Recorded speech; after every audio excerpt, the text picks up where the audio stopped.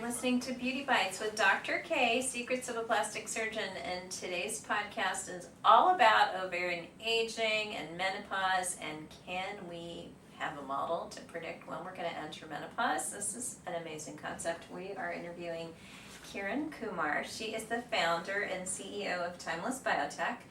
This is a venture that's focused on bringing AI models to healthcare in a scalable way and really to women's healthcare. Their first big product is called MenoTime, and it's the first and only ovarian aging clock. And it's kind of a machine learning model where we're using AI to enable women to track and hack their ovarian age. And actually, ovarian aging is so important that menopause is like a cause of precipitously fast aging, and if only you could know when you're going into menopause, how great would that be? Kiran is a biotech bioengineer from UC San Diego. She's contributed to research in machine learning powered diagnostics and longevity businesses, and she has identified the need for an ovarian longevity focus. So welcome to the podcast. Happy to be here. Okay, great. Well, tell us a little bit about you and your background and what made you think that we need to track and hack our ovarian age. Yeah, of course. Well, the data really led me in this direction, which I believe it's done for many different physicians and researchers in the space, because we just see this overwhelming need to focus on longevity-focused protocols that are backed by data. And we find that lots of the protocols that we currently suggest don't necessarily work for women as well as they work for men. And a huge reason for that is due to the fact that ovarian aging is such a large driver for female aging. So one thing that, in the longevity space, I identified was that we actually treat many things as primary hallmarks for female aging that are very reactive to ovarian aging.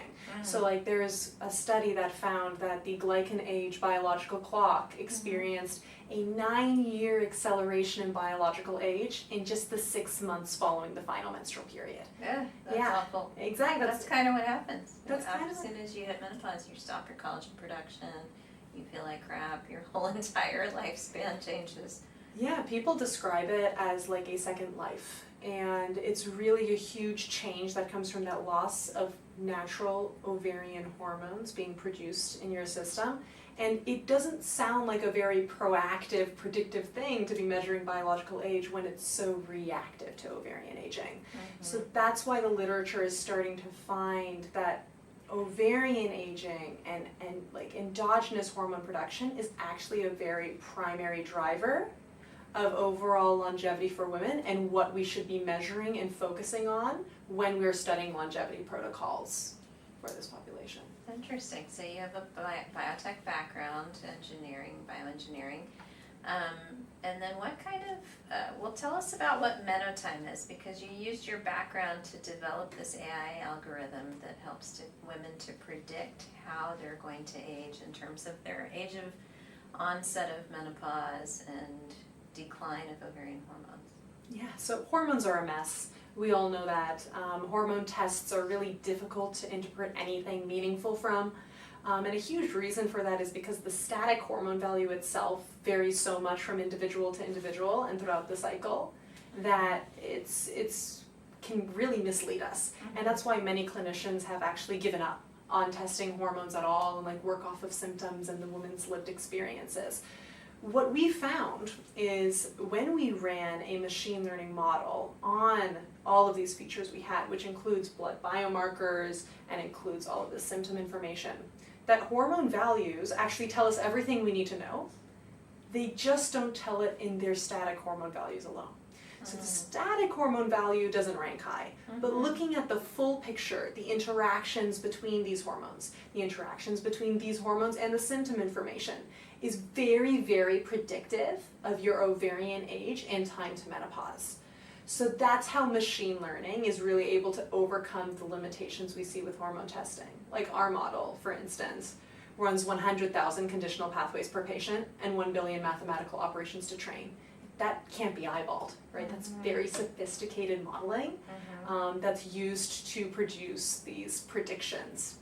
Amazing. How much patient data went into creating this model? Like how many patient lives did you input? Yeah, so there's over 40,000 visits in our data set, and each of those visits have like hundreds of features. So that's like disease information, symptom information, demographic information, and of course blood biomarkers. So we did a full exploratory analysis on all of this information to identify what really correlated to that final menstrual period date. Because our data set actually has final menstrual period dates recorded down to the day. So it's not theoretical. It's validated on retrospective clinical data, and that allows us to actually speak with high degrees of statistical confidence to our results. Wow, interesting. So you took 40,000 lives and started at the beginning of their laboratory data, and these are women who already had entered menopause, and so you were able to go backwards in their history, input all the data values in labs and their exact date of menopause, and this is the model that the machine learning is built on. So it's even more controlled than that, because this data set was actually collected over years. So these women came in well before they had entered menopause, and annually came in and got their blood drawn, answered these questionnaires, and provided all of this information. Wow. And eventually when they experienced menopause, they reported their final menstrual period dates down to the day. So that's like thousands of women, and that's how we overall have over 40,000 visits in the data set. Are these women that were participating in a research study or another longer kind of how did we get all these women together? So this is a research study done all across the United States. So that's where the data comes from. It's very geographically diverse. It's very racially diverse.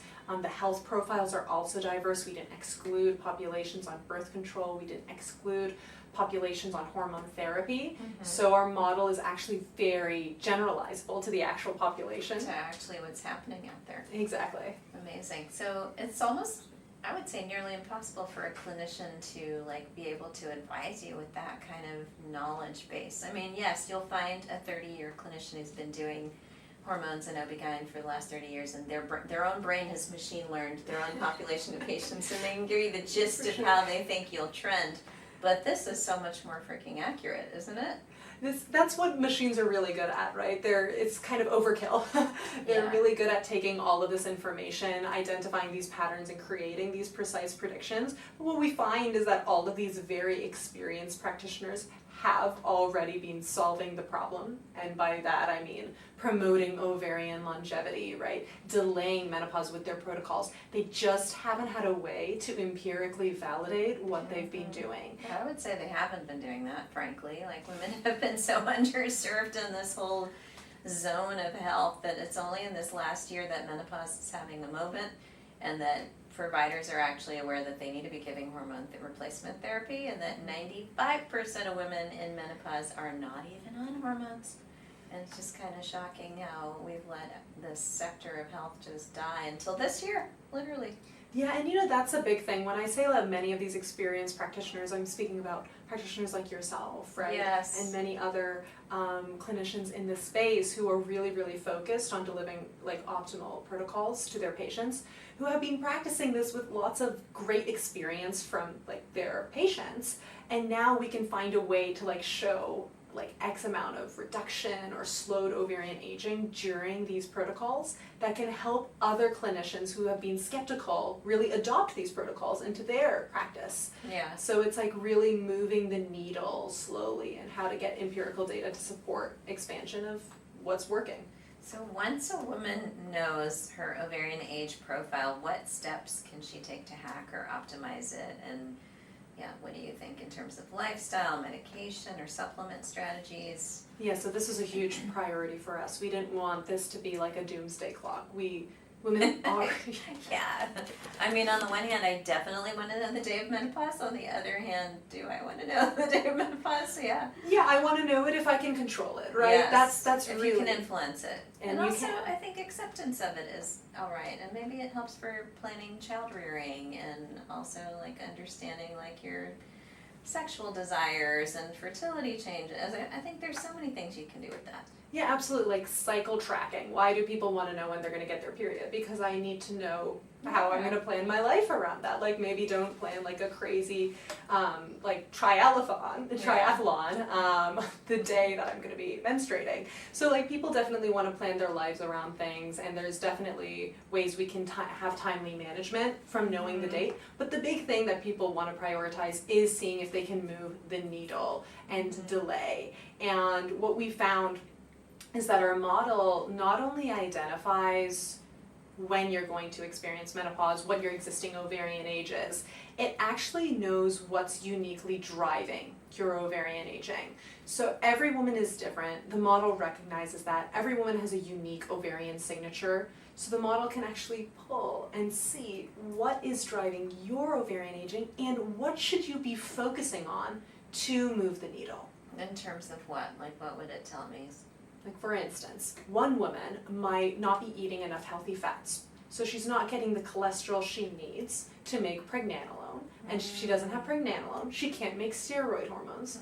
And that is leading to significant ovarian aging. So that woman needs to be told to have more healthy fats, like include certain things into her diet. Whereas another woman might have too many fats in her diet. She might have high blood sugar, and she might want to focus on waist hip circumference instead.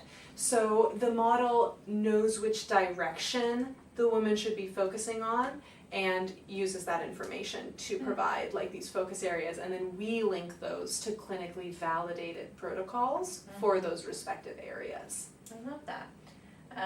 Are you seeing any interesting trends with the GLP-1 population? Because now that is surging and we see so many patients on GLP-1s. I wonder if we're going to find that influences ovarian aging or slows it because it's so anti-inflammatory, or speeds it because it's almost like starvation.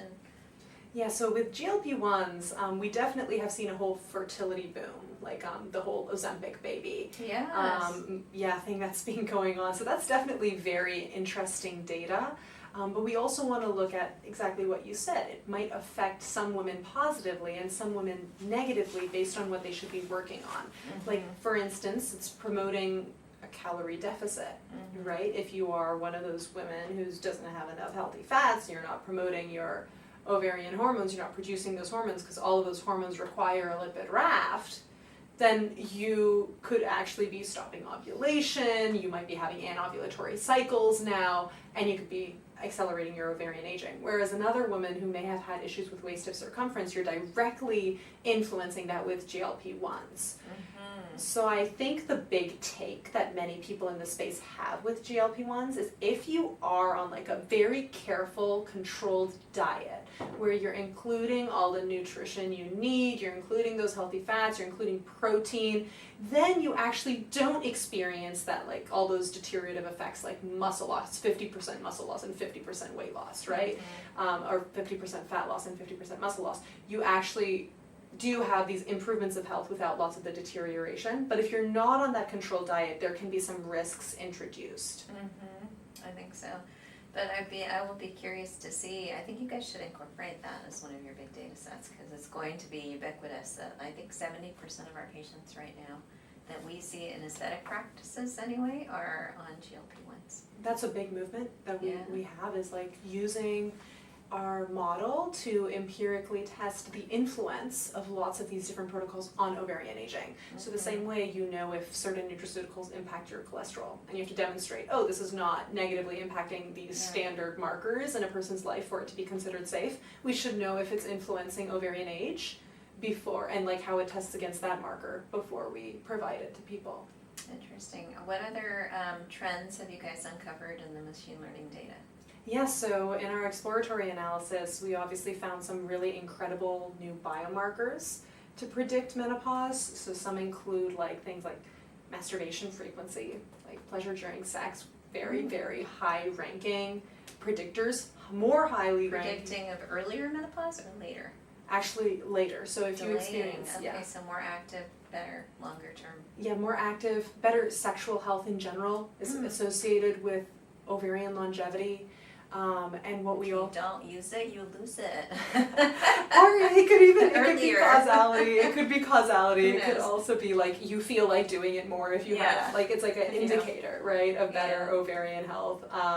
We also find that situations that are genetic, like something that we use in clinics a lot is hereditary predictors, like what's your mother's age of menopause, what's your sister's age Yeah. of menopause, and we have those features for our population.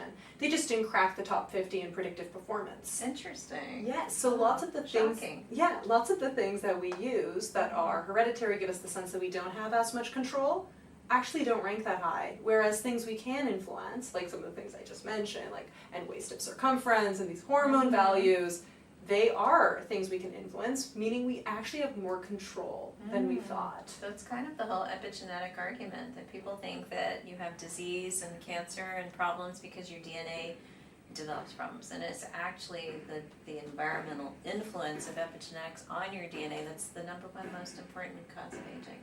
Yeah, absolutely. It's not DNA destruction itself. So it's great, actually. It's good news because then we have leverage to influence how we age.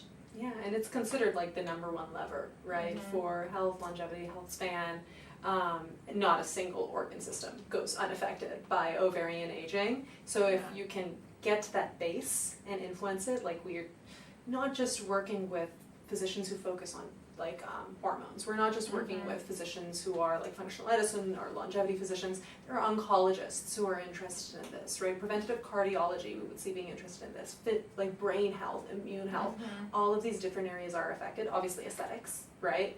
So there's just a huge range of where this tool should be in the traditional medicine space and like non-traditional medicine space. So true. I think in aesthetics itself, if I was to be able to predict age of menopause onset, I would do a work back schedule and make sure that we boosted people's collagen to the maximum ability possible, like when they have all this vibrancy and vitality still in their system, knowing that as soon as hormones change, we're going to lose a little bit of control and start having collagen destruction. So I'd kind of be banking and building up their collagen preventatively in the few years prior to that time clock. So I think that's so cool to know. Yeah, for sure. I've done a lot in skincare, so that's a huge passion of mine, like skincare, like hair as well, hair health, and huge. some of the data on how much happens before you notice it, especially in like hair health, is incredible. Like people lose up to 50% of hair before they realize they're experiencing hair loss. So true. You really need to know when these transitions are happening in advance, like these hormone fluctuations are happening in advance, to catch things, like you said, preventatively. Yeah, I think we have to change how we think about things, because I think people feel that they're getting handed this sentence when actually we have so many options of what we can do to start reworking how our physiology works way ahead of time. Yeah, absolutely. Like one of the things I like to mention is we talk about menopause as this like singular event or event that takes maybe a few years, when in reality, what starts first? We start to see a decline in melatonin first. Really? Yes, And then well the before. sleep signals start. Yeah, Interesting. exactly. So when you start, But that's not a commonly checked lab. How are you guys tracking that? so melatonin, this is now in the literature where we start to see melatonin is what declines before we see that decline in estrogen, before we see that decline in progesterone. So people start facing issues in sleep. Then after that, you start to see that spike in FSH, and that's what disrupts that. Is a signal of disrupted ovulation. That's when you start to get the progesterone decline, the estrogen decline, and all of the symptoms that we know about, hopefully know about, of menopause come there. But if you start earlier with lifestyle practices that can influence melatonin, or with even exogenous supplementation of melatonin sooner, there's promising data to show that melatonin might be associated with later menopause. So there's a lot we can do preventatively before we lose these very important hormones. So interesting. And talk a little bit about if women are on birth control, if they're on hormone replacement therapy or they got put on it, ahead of menopause, can they still do the MenoTime test? Yes, we are very, very proud of this because unfortunately many models especially since they rely so heavy on the theoretical side of things and they don't build off of clinical data, exclude these populations. Even though 60% of reproductive aged women are on birth control and many women going through menopause are on hormone therapy, we're able to account for these populations because the model's able to learn how these hormone values are influenced by the hormones they're on and use that to create like still an accurate prediction. I love that. And the only people that are excluded from MenoTime testing are if they've had ovarectomy or hysterectomy. Yes. And why is that? Well, the data set excluded those populations, so we From the beginning. Yeah. But technically, if you continue to add data, would you want to include those populations? Absolutely. So a huge part of what we're trying to do is create this huge data set like that recognizes how certain interventions impact like ovarian aging, how procedures I'd love impact to know that. Like, so many women get their uterus removed, and like we don't even know. Does that influence like the aging pattern of the uterus and the uterus gone? Do your ovaries still work the same?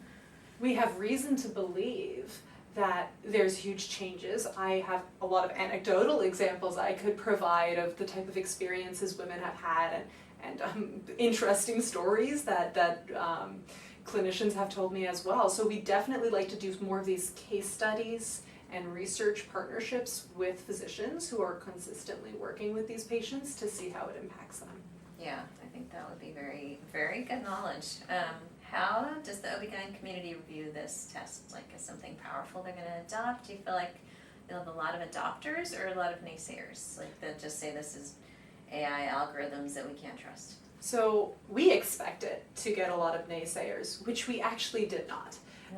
So that just goes to show that the OB/GYN community is rightfully wary of like non-science backed and non-statistically like significant, like non-statistically confident models that are in the space, especially surrounding fertility. Like we consistently look at models that don't work off of individual cohort data, that are theoretical entirely and don't have a strong clinical application, that are well adopted in the space. So once we communicate the rigor of the model, once we communicate how we're overcoming the limitation of one blood test, because one blood test is like considered a really bad thing to say when it comes to hormones for good reason, once we communicate that, they're actually very receptive and very excited to introduce this product because it is such a need in the space. Interesting. Do you think that patients will need special counseling when you sit down to go over the results of this test with them? Because I'm just trying to envision my first patient that I show their data to and what their reaction will be. I almost think it's like, it could be a very heavy set of information to deliver. So there's a reason we wanted to start by launching through physicians and we don't want to circumvent the physician. I think that's a mistake that's being made a lot. Yes, where you go direct to consumer. I hate that idea. Yes, the direct to consumer route, and I see there's room for that in certain applications for sure, but especially for a test like this where we're talking about physicians who aren't testing these hormones, not because they don't want to or not because they just don't think it's worth it, it's because they genuinely don't see a value add in getting these static hormone values, and a one-time blood test is very difficult to interpret without a machine learning model. Yeah. So once you solve for that problem, then you find that the willingness is there to test and to like sit down with your client who now doesn't have to look at hormone values that you have to explain, like, I know your AMH is low, but that might not mean something. You might still be able to get pregnant naturally, but you could do IVF. Like, having these long conversations that could backfire. People have had so many bad experiences. Now you can use a report that gives you better data to work with, so you can have an easier conversation with this individual. And what's that report going to look like? Like kind of a pattern of your AMH is here, your LH is here, your FSH is here. This is where you fall in the machine learning pattern of all these lives that we've looked at already. So it actually shows you your ovarian age trajectory. Mm-hmm. So it tells you like where you are, when you can expect that final menstrual period, and like your existing. With what degree of certainty is this in specificity, sensitivity? Yes. All of the things I learned in statistics. So specificity and sensitivity are great for diagnostics, Yes. But this is a survival analysis. So because we're predicting time to event, we give an error range. So with no horizon at all, for all populations, birth control, not on birth control, Our mean average error is 1.5 years for long range predictions. So the further you are out. Obviously, the closer you get to your onset, the less control you have over your time to menopause, and the narrower our error window gets. It gets more and more accurate and precise. But we're definitely closing out that window because we see that only 79% of women have menopause in a 20-year range. And this model is able to narrow that down so significantly so that people can actually work off of their ovarian age rather their chronological age when they're planning for fertility, seeing if they want to do IVF, if they don't want to do IVF, if they want to conceive at all, if they are expecting menopause earlier, are they at risk for POI, like all of these different factors. Interesting. Explain what that means, that what you said about the 20-year range. Yeah, so our when you look statistically at the United States, only 79% of women have menopause, their final menstrual period date, within the ages of 40 to 59, so that 20-year range. Okay. Meaning there's an interpretation that all women have menopause within the ages of 44 to 54. But 20% of women have it randomly. But we actually see that only around 50% of women have menopause within a 10-year range. And 79% of women have it in a 20-year range. And like when you look at all of women, you're talking about a ginormous range. Yeah. So when you're actually telling women, oh, like you're too early for menopause or you're too late, like you must have already hit menopause, you're working off of numbers that only like talk about 50% of the population. And that's why we see perimenopause starting to give people problems at such different ages. Like some people enter perimenopause at 30, 35, and they have those early symptoms. So like that bell curve of where the majority of women hit menopause is not so accurate. It's not accurate at all. Like there's a very wide range. And if you take that forward, and I talk about the fact that we're telling women, oh, you're 44, you definitely can't have kids naturally, or oh, you're 37, right. Like you should like consider advanced maternal age, yeah. Yeah, like you are a geriatric pregnancy. I heard that from my fourth daughter. Yeah, like all of these conversations are happening, and sometimes they don't need to be happening, or sometimes they need to be happening in reverse for someone who has a younger chronological age. So the same way you have this huge range of menopause, you have this huge range of people who may be in a high-risk pregnancy, may not be in a high-risk pregnancy. That applies to their fertility as well. So ovarian age is like a better proxy than chronological age, even in fertility matters. And I guess naysayers would also tell you, like, okay, you're going to tell me with 1 to 1.5 year range of when you're going to hit your exact menopause date. So isn't that apparent? Like, can't we tell women the average age is 51? Mostly people get it at 50, 51. And you'll be in that ballpark. Well, so do I really need to have an expensive other test to tell me similarly around 50 I'm going to hit menopause? So it depends, because when you look at like that range we discussed, like that 20-year range for 79% of women. So that means if you're lucky enough to be in that standard 80% of women, you have a 20-year range. The amount of uncertainty that's reduced by this 1 to 1.5 year range is incredible already. It's a lot tighter. Yeah, so when you tell someone, oh, you can expect it at 51, and then they hit it at 41, what are you going to tell them now? Yeah. Right? Oh, well, I told you to expect it at 51, but we weren't even looking. We weren't even paying attention in your 40s. Sorry. Exactly, and that's like final menstrual period date. Your perimenopause journey is starting well before that. Right. And now this woman is definitely not equipped, and now she thinks she's not going through menopause because that's supposed to happen at 51. So when you give these ranges, and then you don't tell them there's a plus or minus 10-year error, and then you don't tell them that they can expect perimenopause to happen a couple of years before that, then you are setting them up for failure. Interesting.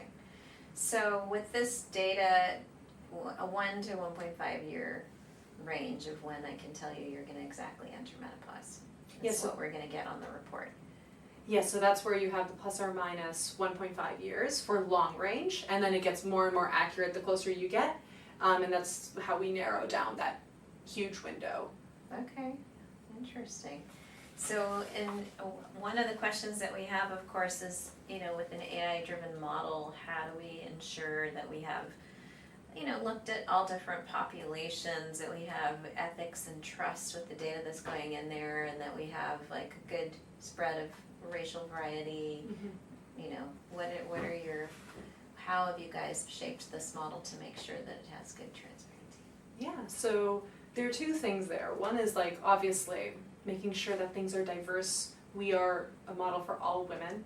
I find that there's so much exclusion criteria in some of the models of the system that I'm like, who is this one perfect person who you're able to run this test on who's not in your exclusion criteria? So it was a big thing to us to not exclude the populations in our data. And our data is racially diverse and it's geographically diverse. And it doesn't exclude populations with birth control, hormones, doesn't exclude populations with PCOS, doesn't exclude populations on cancer treatment, doesn't exclude populations with endometriosis. The model just has to learn about these different populations. So that's how we really held ourselves to that standard. We didn't try to exclude things to make a fake higher performance model. And then we stratified in our analysis so that we actually report accuracy for each of these different populations, and we make sure that it holds for people that we are actively trying to encourage to use the model. So that's how we were really, it was really important for us to be responsible about that. And transparency really is great for any sort of AI models in healthcare. You don't want things to be a black box. And that's where the interpretability of AI comes in. And we use like Lyme assessments, which basically tells us what's driving each individual person's prediction. So once I run your report, I actually know what drove your prediction uniquely. And that's where I can also start to give some feedback and like insights of what you can do next. That's interesting. Is it all U.S. population women or is it global? It is all U.S. population. Okay, so perhaps there's a different pattern of aging globally, which we'll find, I'm sure, in future years, right? Yes, we do have some data on that. Like we know that the earliest menopause dates, I believe, are in India. Highest prevalence of POI is in India. What's POI? Premature ovarian insufficiency. Sorry, I'm Okay. so used to For throwing our the word up. audience, yeah, I think, and for me. Yeah, for early menopause, essentially. India, really? Yes. Okay, that's bad for us. That is definitely bad for us, and we're trying to figure out like why is that? Is it because of like toxins, pollution, like other factors that affect epigenetics or environment? Is it how much is hereditary, how much isn't? So that's definitely some of the research we're also going to be doing because we will be looking at clinics and running retrospective analysis on different clinics globally and how their lifestyles impact ovarian age. Interesting. And then using this kind of concept of AI algorithms to predict aging, what other things do you want to do with this technology? Like other pathways of longevity you want to look at or address? Or do you have plans to capture some other data within this data set? So there are so many different points of data capture that we are interested in. Like I said, we really want to build a library of existing protocols that exist and determining how those influence ovarian age. There's a lot of great therapeutic interventions that people are looking into to delay menopause and procedures, but some of them are not as accessible and not things that really can be widely adopted. So there are already like great supplements that focus on mitochondrial health, which is so important for the ovary. There are great supplements that focus on like adaptogens that really can actually increase your levels of estradiol and reduce FSH, which are associated with promoted ovarian longevity, that we can already explore and study. So that's a big priority for us. But when it comes to longevity, especially for women, well, solely for women, we're talking about ovarian longevity and ovarian aging. So when it comes to that space, this tool is really going to be the foundation for anything else that we build upon. Interesting. How accurate is the ovarian age model? Like, has it gone wrong, or has it been accurate on all predictions? So that's where we get that error range. So basically it tells us a plus or minus 1.5 year prediction for long range, and then that gets more and more accurate the closer you get to the event. So when it comes to clinical accuracy for predicting menopause, obviously it's more clinically relevant to predict it when you're closer to the event. So that's why it's like very encouraging that we see high accuracy for there. But when it comes to promoting ovarian longevity and talking about how much control you have over that date, it's also encouraging to see that in long range predictions you have some wiggle room. But you haven't seen it totally fail. Where, for example, in your 1 year range is like, okay, 47, but ends up being 40. So in our population, there's always going to be outliers. So that's one thing that we're very, very clear about. In every single model, diagnostic models, predictive models, even the most leading ones, there's never a situation where there aren't outliers. So we're really clear about communicating that if you're still experiencing menopausal symptoms, regardless of what our model says, you need to go in and make sure you're exploring your options. Yeah, it still requires a human supervision, I think. Always. As a clinician, how do you think this is going to guide people in OB/GYN practices in terms of their fertility management or their menopause management? I think a big aspect is going to be, especially in fertility, is really confirming protocols, validating existing protocols. All of the research we're working off of in fertility really comes down to time to conceive data, which is a big issue because 50% of the person involved in conception is not being studied. So it's really difficult to control for your outcomes and actually get meaningful results from time to conceive data because there's so much you're not able to control. The data set is not very generalizable, the models you produce are not very generalizable, so it's been a huge limitation in the fertility space. However, if you can now test these protocols that physicians have been using based on time to conceive data or observational data that they found promising, and identify how they might be reversing or slowing ovarian age, then you can get some more high statistical confidence, high quality data that's actually going to generalize very well to your actual population that comes into your clinic. So I think a huge part is for OBGYNs to start these pilot studies to see how this is, these protocols are influencing their population, and then they can actually get better data to iterate and improve their protocols.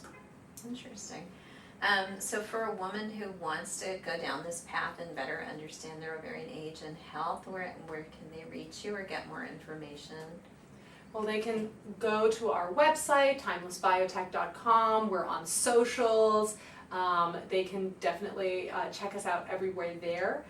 If they want to use the test, we are going to be launching in January with some select early partners, including Dr. K, who are going to be able to offer it and really walk the patient through their experience and how they can start tracking and hacking their ovarian age to promote longevity, better health outcomes, and all fronts. Well, this is going to be incredible, and I can't wait to watch this technology evolve and to see actually how I use this tool in practice, because I think women will be fascinated to know this information of their age of menopause way ahead of time, hopefully, to give them that range of where it's most likely going to happen. It's going to be fascinating. Yeah, absolutely, and helping physicians validate protocols, letting them use existing blood work. We don't run blood work, we're software, light application there on existing blood work that they run. So it makes things super easy for the physician, super scalable, and just puts data behind all of these things we've been doing in women's health. I love it. Well, you are absolutely brilliant. You're so innovative, and I can't wait to check out more info. You guys should look up MenoTime and Timeless Biotech, and stay tuned. Come visit me in my office in LA. We'll be doing this in January, and I'll kind of showcase little things prior to the launch so we can all learn more together.